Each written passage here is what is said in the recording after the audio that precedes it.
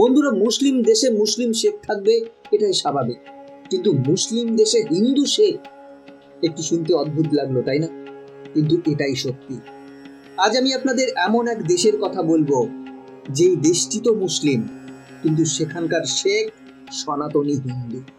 হ্যাঁ বন্ধুরা, শুধু তাই নয়, আপনি জানলে অবাক হবেন, তিনি এতটাই প্রভাবশালী যে প্রয়োজনে তিনি সেখানকার সুলতানকেও টাকা ধার দেন, এবং সেই দেশের প্রতিটি সরকারি দপ্তরে তার প্রভাব রয়েছে। সব বলবো আজকে, সাথে এটাও জানাবো এই মুসলিম দেশে সরকারিভাবে ঘোষিত দুটি হিন্দু মন্দিরও রয়েছে, যার চমৎকার শুনলে আপনি চমকে যাবেন। বন্ধুরা, সমস্তটা জানতে পারবেন আজকের এই ভিডিওতে, তাই ভিডিওটা অবশ্যই শেষ পর্যন্ত দেখুন, কারণ এই ভিডিও থেকে আপনি অনেক অজানা তথ্য জানতে পারবেন। তাহলে চলুন শুরু করা যাক। বন্ধুরা, আজ আমি আপনাদের নিয়ে যাব আরবের দক্ষিণে অবস্থিত ওমান রাষ্ট্রে। বর্তমানে এই দেশের টোটাল জনসংখ্যার প্রায় 6% হিন্দু মানুষ বসবাস করেন, এবং তাদের মধ্যে বেশিরভাগ মানুষেরই সেখানকার নাগরিকত্ব রয়েছে। ওমানি হিন্দু পপুলেশন প্রায় 4 লক্ষের কাছাকাছি। হিন্দু ধর্মের বিকাশ ওমানে শুরু হয় 1507 সালে হয়েছিল, যখন ভারতের কচ্ছ থেকে কিছু হিন্দু ধর্মের মানুষ ওমানের মাস্কোটে প্রবেশ করে। বন্ধুরা, মাস্কোট হলো ওমানের রাজধানী। 19বিংশ শতাব্দীতে হিন্দুদের জনসংখ্যা ছিল প্রায় 4000, কিন্তু 1895 সালে মাস্কোটের হিন্দু প্রধান অঞ্চলে মুসলিমরা আক্রমণ করে। অনেককে মেরে ফেলা হয় এবং অনেককে জোর করে ধর্ম পরিবর্তন করা হয়, যার ফলে হিন্দু জনসংখ্যা তখন অনেকটাই কমে যায়। আল ওয়াদাদ এবং আল বানিয়ানের মতো ঐতিহাসিক কোয়ার্টারে সেখানে এক সময় হিন্দুরা বসবাস করত। বন্ধুরা, বর্তমানে ওমান সরকারের অনুমোদিত দুটি প্রাচীন হিন্দু মন্দিরও রয়েছে সেখানে। একটি হলো শিব মন্দির এবং অন্যটি কৃষ্ণ মন্দির। শিব মন্দির, যেটি মতিশ্বর মহাদেব মন্দির নামে প্রসিদ্ধ।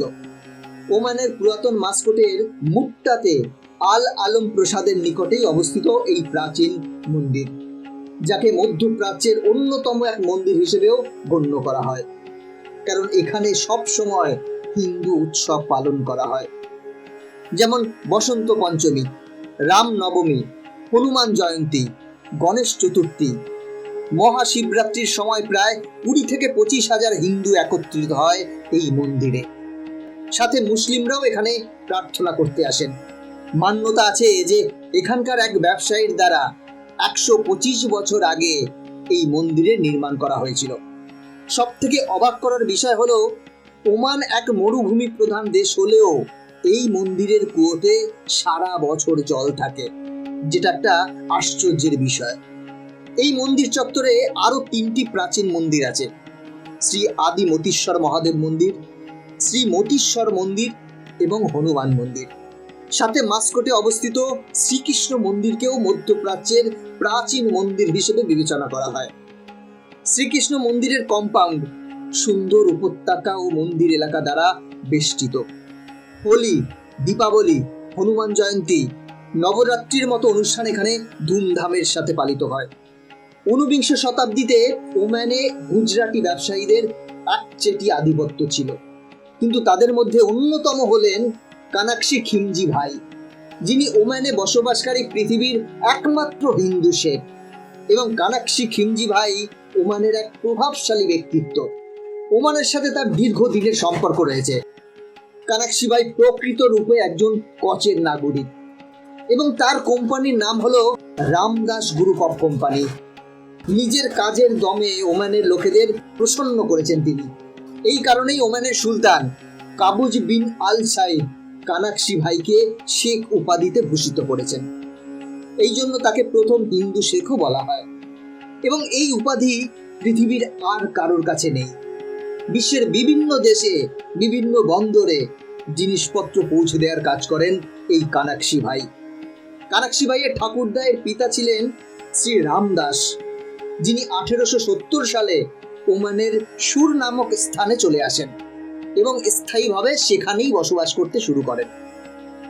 কানাকশি ভাইয়ের ঠাকুরদার পিতা ভারত থেকে চা, শস্য, মশলাপাতি এগুলো নিয়ে গিয়ে ওখানে বিক্রি করতেন, এবং ওখান থেকে ড্রাই ফ্রুট এবং খেজুর ভারতে নিয়ে এসে বিক্রি করতেন। এটাই ছিল প্রথমে তার ব্যবসা। পরে কানাকশি ভাইয়ের পিতা গোকুল দাস এবং ঠাকুরদা খিমজি রামদাস এই দুজন মিলে খিমজি রামদাস কোম্পানির স্থাপন করেন। বর্তমানে এই কোম্পানি ওমানের সব থেকে বড় প্রাইভেট কোম্পানি। তিনি এতটাই ধনী যে একবার ওমানের সুলতান কাবুজ বিন সাইদকেও সাহায্য করেছিলেন টাকা দিয়ে। Consumer production, infrastructure project, logistic ও লাইফস্টাইলের মতো 400-রও বেশি টপ ব্র্যান্ডের সাথে খিমজি রামদাস গ্রুপের পার্টনারশিপ রয়েছে। ওমানের প্রায় সকল মন্ত্রণালয়ে কানাকশি ভাইয়ের বেশ দৃঢ় প্রভাব রয়েছে। তার ব্যবসায়িক পদ্ধতিতে ওমানের সুলতান বেশ প্রভাবিত ছিলেন। ওমানের সুলতান দেশের ট্যুরিজম ব্যবসাকে আরো বড় করার জন্য তার লোলে ইয়টকে কানাকশি ভাইকে উপহার স্বরূপ দান করেছিলেন।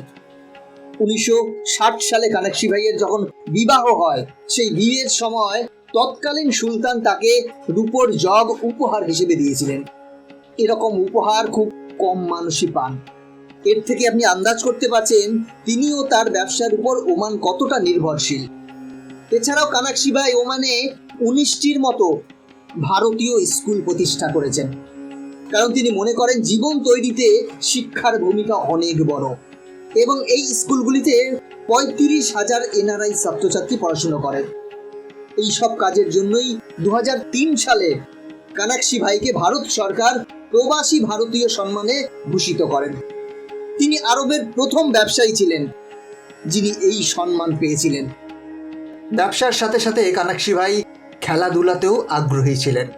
এই কারণে তিনি ওমান ক্রিকেট বোর্ডের ফাউন্ডিং চেয়ারম্যানও। 1979 সালে তার হাত ধরেই ওমান ক্রিকেটের যাত্রা শুরু হয়, কিন্তু 2021 সালের ফেব্রুয়ারি মাসে তার জীবনাবসান ঘটে। এরপর পঙ্কজ খিমজি ব্যবসার দায়িত্বে আসে। বন্ধুরা, আজ খিমজি রামদাস কোম্পানি বিশ্বের এক নামকরা কোম্পানি, যেখানে কানাকশি খিমজি ভাই বিশ্বের প্রথম হিন্দু যিনি শেখ খেতাব পেয়েছিলেন। তার জন্যই ওমানের মতো মুসলিম দেশেও হিন্দু সংস্কৃতির সম্মান করা হয়। সাথে ওখানে ক্রমাগত হিন্দু ধর্মের দীক্ষিত মানুষের সংখ্যা বেড়েই চলেছে এবং সেখানে কানাকশি ভাইয়ের অবদান সব থেকে বেশি। এবং ওমানে হিন্দুদের আলাদা চোখে দেখা হয়, আলাদা রেসপেক্ট করা হয়। ফলে সেখানে হিন্দুদের সংখ্যা দিন দিন বাড়ছে। সেখানকার মুসলিমরাও হিন্দুদের ধর্মীয় অনুষ্ঠানে নিয়মিত অংশগ্রহণ করছে। বন্ধুরা, ওমানে কানাকশি ভাইয়ের অবদান অপরিসীম। তার জন্যই আজ ওমানের হিন্দুরা মাথা উঁচু করে বসবাস করছে। বন্ধুরা, আজকের ভিডিও এখানেই শেষ করছি। ভিডিওটা কেমন লাগলো কমেন্ট করে জানাবেন। এই ধরনের ভিডিও আরও দেখার জন্য চ্যানেলটি সাবস্ক্রাইব করে বেল আইকনটি প্রেস করে রাখবেন। ভালো থাকবেন, সাথে থাকবেন।